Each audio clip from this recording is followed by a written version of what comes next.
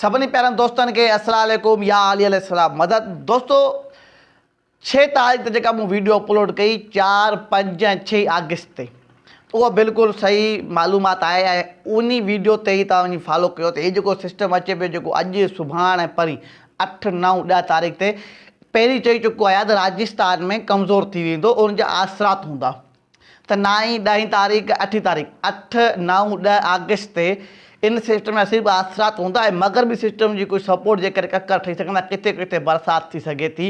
पहिरीं आउं चई चुको आहियां परेशान थियण जी का बि ॻाल्हि न आहे, हीउ को वॾो सिस्टम न आहे, सिर्फ़ु सिस्टम जा आसरात हूंदा।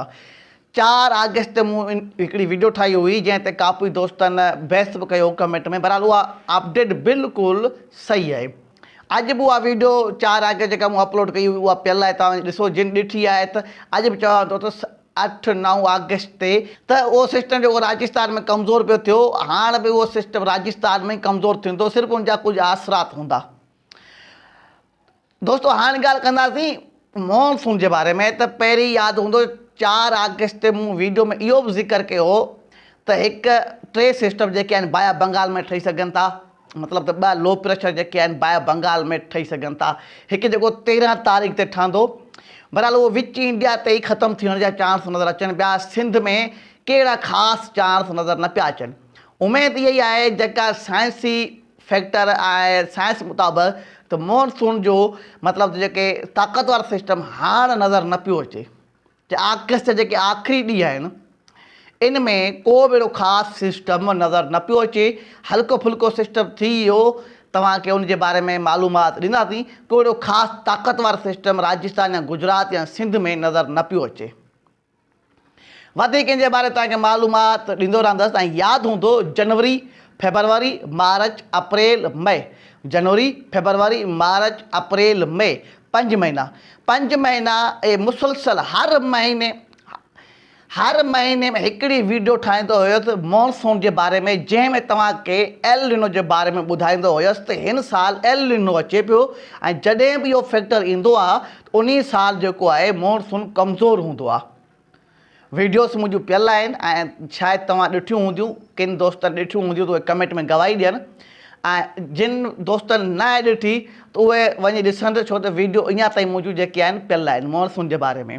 ठीकु आहे, उन खां पोइ 11 मई ते मूं हिकिड़ी वीडियो अपलोड कई हुई मॉनसून जे बारे में त मॉनसून हिन साल कीअं हूंदो। त एल नीनो हुजण जे करे उत्तर सिंध ऐं विचोली सिंध, मतिलबु सिंध जे काफ़ी इलाइक़नि में मामूली खां घटि बरसातूं पियूं आहिनि।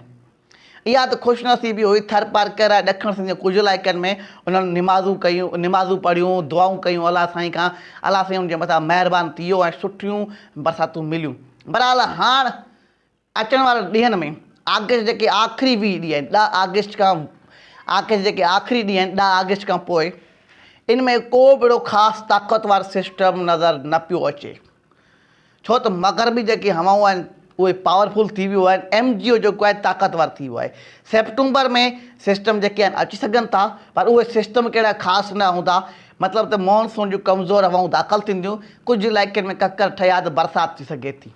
हिकिड़े दोस्त लाड़काणे जे कमेंट कई असां वटि बरसाति न आहे पई ऐं तव्हांजो रिपोर्ट ग़लति पियूं वञनि। अदा मूं किथे चयो त हिन साल सिंध पूरी वसंदी ऐं सिंध में ॿोॾि वारी सोताल थींदी।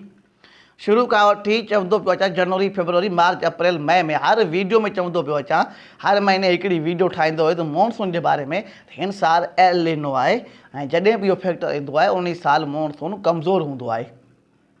ठीकु आहे, वीडियोस मुंहिंजियूं पियल आहिनि, थी सघे तव्हां ॾिठियूं हूंदियूं, ऐं जिन न ॾिठियूं उहे त वञी पोइ जेके मुंहिंजी वीडियोस आहिनि उन में सर्च कनि।